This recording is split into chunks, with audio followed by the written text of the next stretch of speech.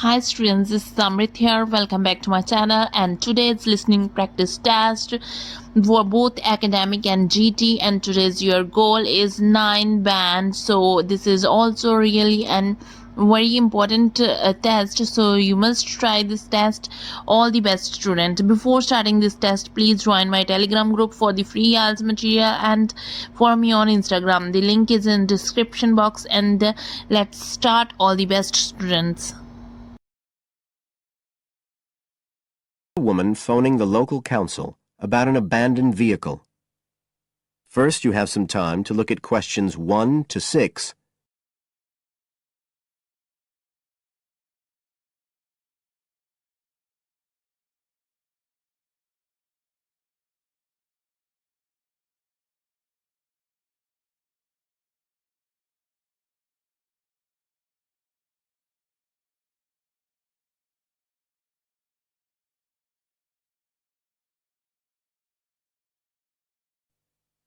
Now we shall begin.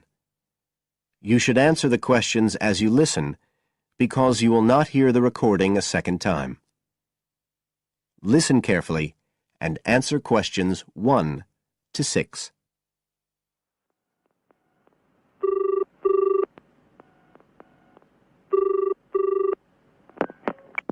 Environmental Health Department, Paul speaking. Oh, hello.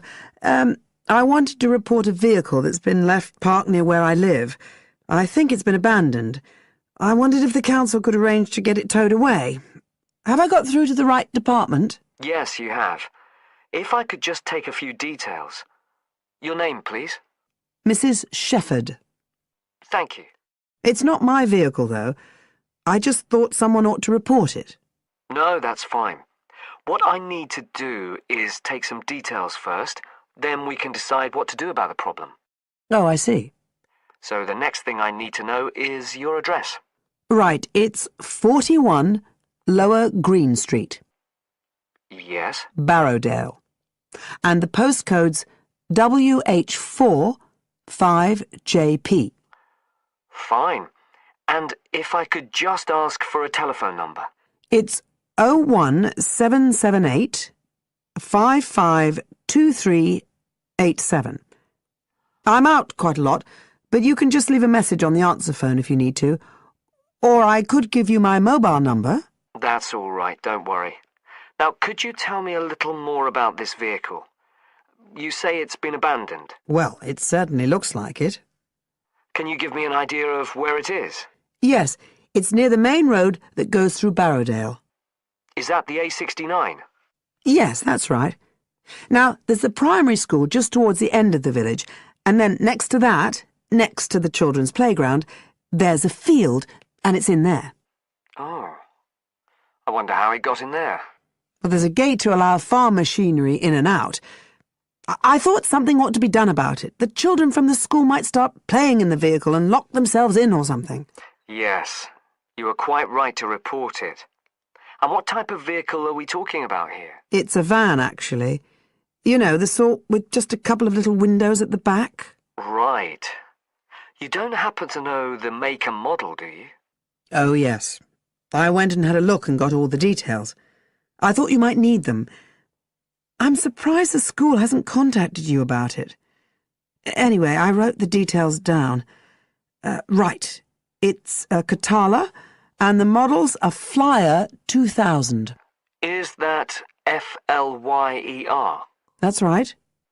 Very good. And the colour? Well, it's not all that easy to see because it's absolutely filthy. And actually, it looks as if it's had a paint job at some stage. It's blue, but you can just see white underneath where it's been scratched. Right. Well, I'll just make a note of the present colour, and if you could just tell me the vehicle number. Did you make a note of that? Oh, yes. It's S322GEC. Okay. Before you hear the rest of the conversation, you have some time to look at questions 7 to 10.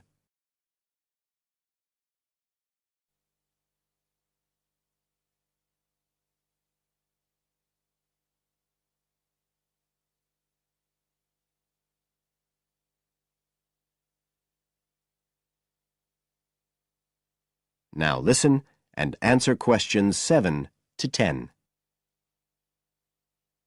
And it sounds as if the general condition of the vehicle isn't too good, from what you say.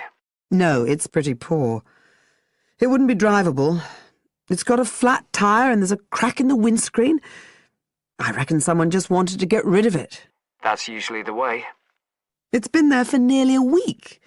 No, it must be 8 days. I remember it was a Sunday morning when I noticed it. It wasn't there the day before. I walk past it most days on the way to the shops. I'd have thought the school would have reported it. Does the field actually belong to the school? No, it's part of Hill Farm Estate. Right. I'll just make a note of that. And I don't suppose you have any information about who might own the vehicle? No, I've no idea. So what will you do now? Well, we'll come and have a look and see if we can trace the owner. And if we can't, the vehicle will be removed as rapidly as the law permits. It could be anything up to 20 days. One thing I should say, I'm quite sure this doesn't belong to anyone round here. I'd definitely recognise it if it was from someone who lived here. So you don't think it was anyone local? Right. I'd say at a guess we're looking at a stolen vehicle here. I did wonder if it might have been. You hear such a lot about car thieves nowadays. Well, we certainly will be looking into that possibility.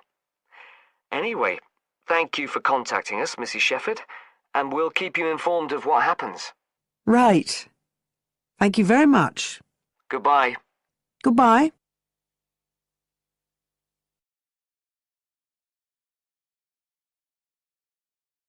That is the end of part 1.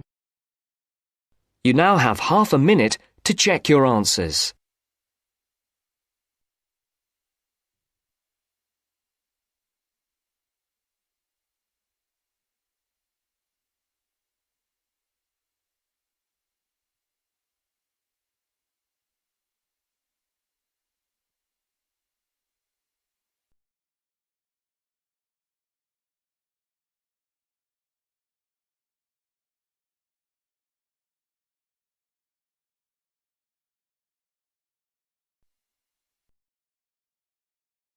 Now turns to part 2. Part 2. You are going to listen to two students talking about a presentation on time management. First, you have some time to look at questions 11 to 15.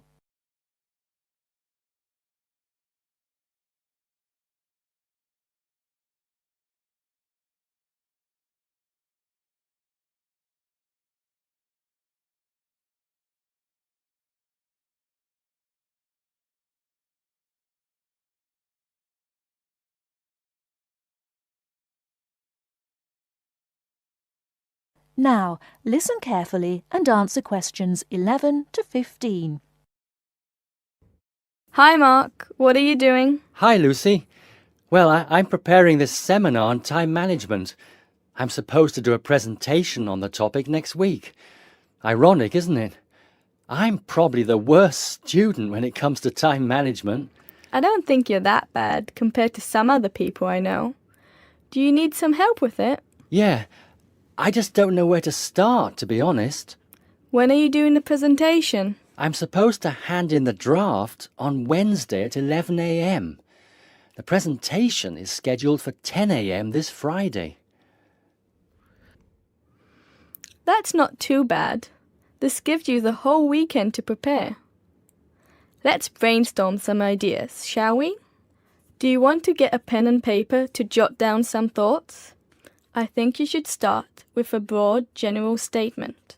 For example, I read somewhere that organizing time is a skill like learning to drive or tying your shoelaces. Then you could move on to discussing the common problems people have with managing time. That's not a bad idea. One of the common problems is putting things off. Yeah, you could also mention some common signs of this symptom, such as last-minute holiday shopping, putting off visits to the doctors or the dentist. Another problem is relying too much on your memory and not writing things down. Do you mean not keeping a diary or a planner to plan the tasks? That's right. For example, writing down what I need to do in a diary or planner helps me remember what I need to do and makes me more focused on the tasks for the day. Good idea. Before you hear the rest of the talk, you have some time to look at questions 16 to 20.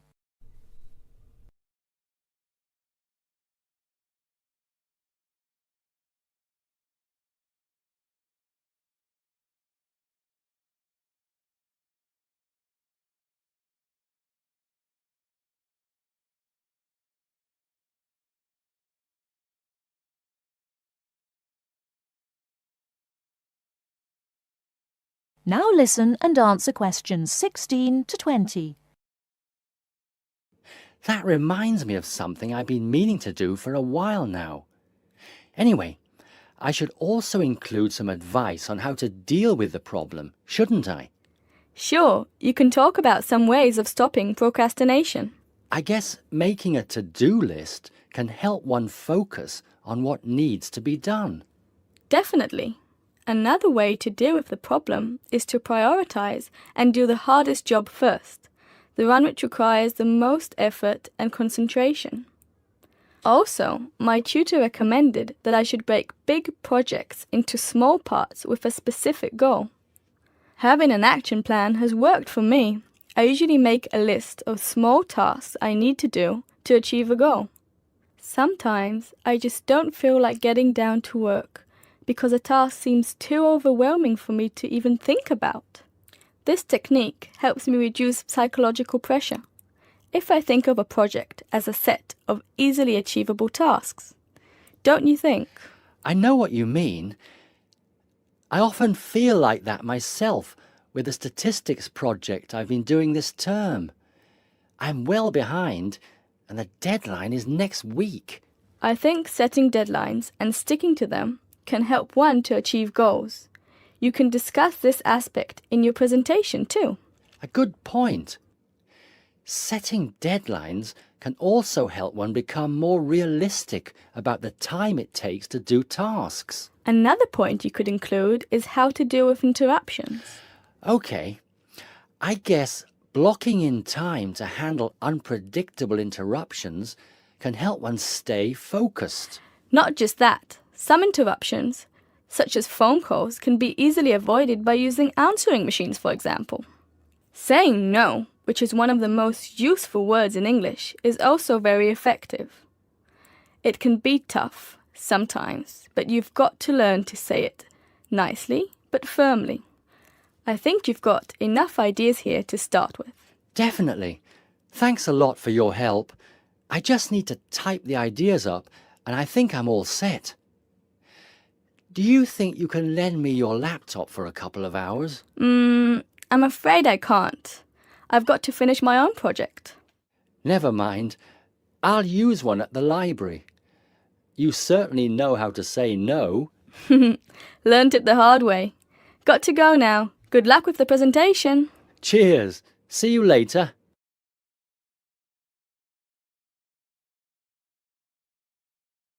That is the end of part 2. You now have half a minute to check your answers.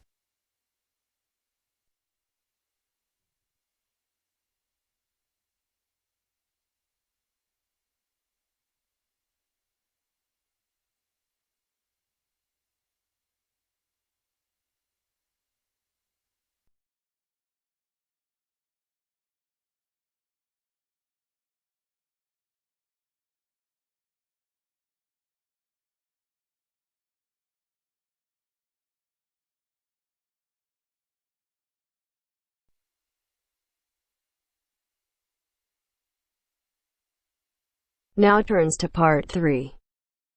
Part 3. You'll hear a woman calling Laverton Arts Centre for some information. First, you have some time to look at questions 21 to 26.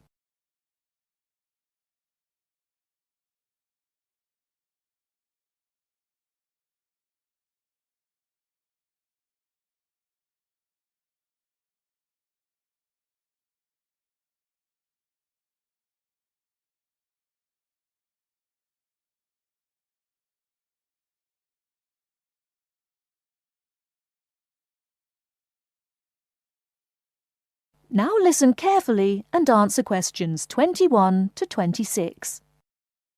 Laverton Arts Centre. How can I help you? Hello.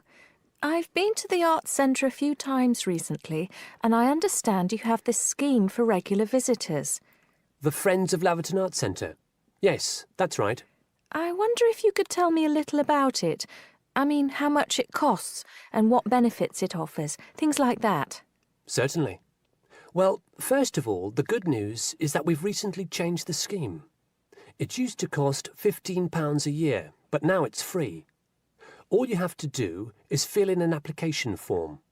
You can either come to the Arts Centre and do that here, or you can go to our website and apply online. And so what are the benefits of joining? There are actually quite a few. As a friend of Laverton Arts Centre, you'll receive a newsletter every 3 months with information on all the forthcoming events.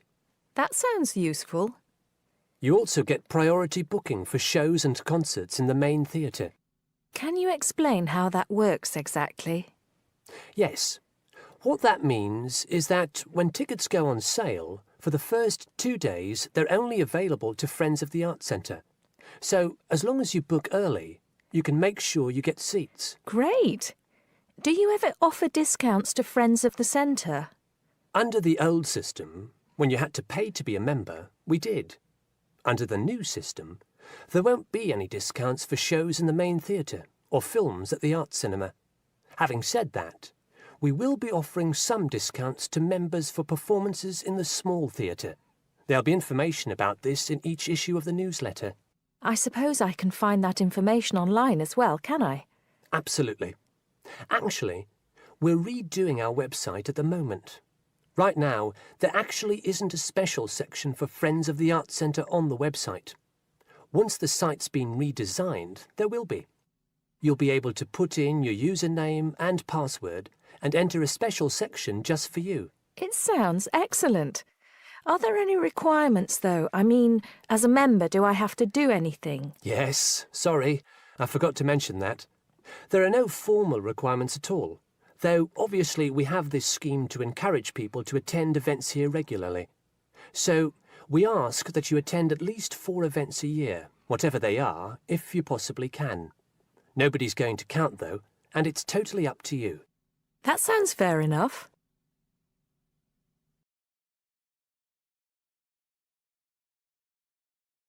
Before you hear the rest of the talk, you have some time to look at questions 27 to 30.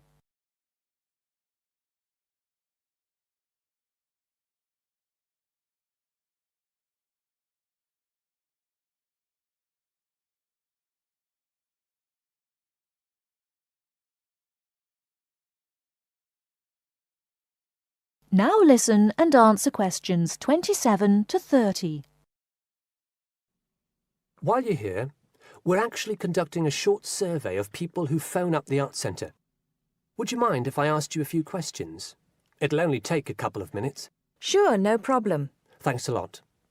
So, how many times have you visited Laverton Arts Centre in the last 6 months? Well, I've only lived in the area for the last 4 months, so not that many times. 3, I suppose. Yes, that's right. Fine. And how did you first find out about the Arts Centre? Let me think. Oh, yes, a friend invited me to a concert, and I came with her. Have you ever seen a film at the Arts Cinema here? No, I haven't, to be honest. In fact, until you mentioned it earlier, I didn't realise you even had a cinema. One more question. If we offered a free tour of the Arts Centre, including things such as going backstage to look at the dressing rooms, would you be interested in going on it? Oh, yes, definitely. I think a tour like that would be very interesting. I'd even pay for it. That's great. Thank you very much for your time. Thank you.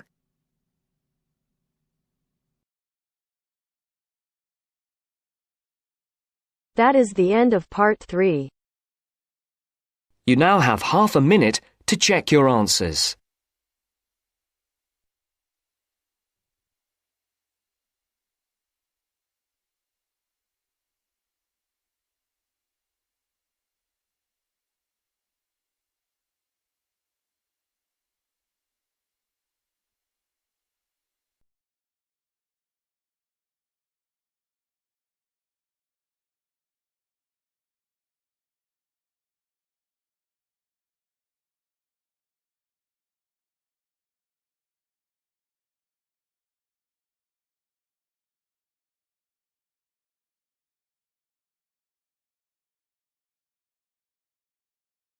Now turns to Part 4. Part 4. You'll hear a lecturer talking to students about sport in Ireland. First, you have some time to look at questions 31 to 33.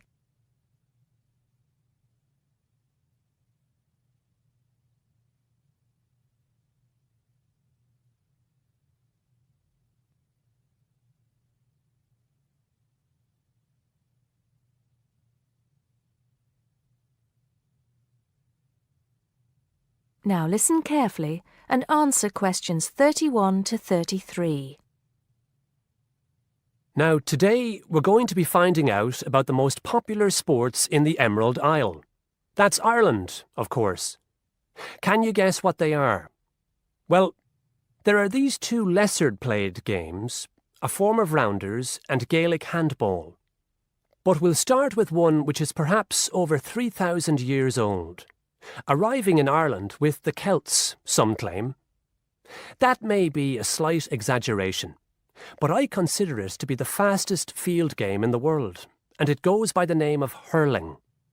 Well, that's what it's known as in the English-speaking world anyway. So, what do you have to do? You've got 15 players on a team, one of them the goalkeeper. Each one has a stick called a hurley. Here you are. I've brought mine along. Had it since I was at school.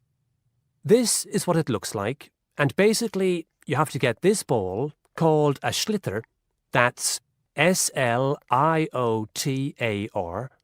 so it's not spelt the way it's pronounced. You hit it into the net for 3 points, or you can hit it over the net for 1 point. The goal looks like the letter H, with the net under the crossbar.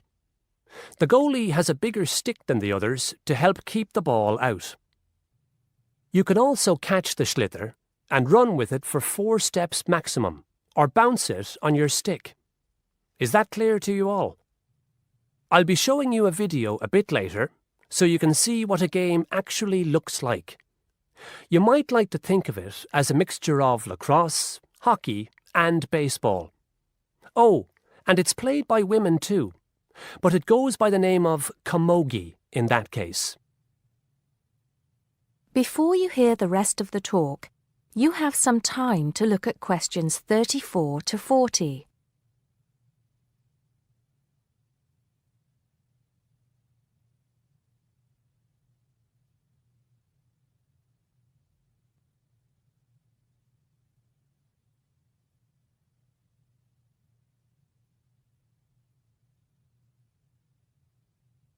Now listen and answer questions 34 to 40.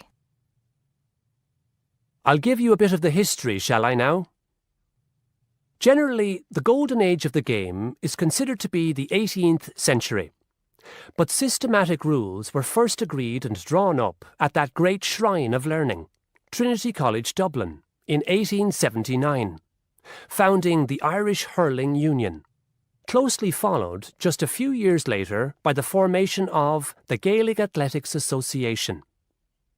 With greater organisation last century, the All-Ireland Hurling Championship got off to a flying start, and I'm proud to say that my own native city of Cork has won more than 20 titles over the years. But then, so have Kilkenny and Tipperary. Is it only played in Ireland? No.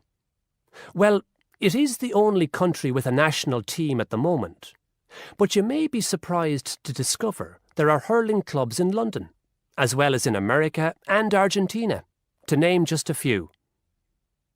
The other game I'd like to take a little time to introduce you to is Gaelic football, which is played on the same pitch as hurling with the same number of players, but there's no net.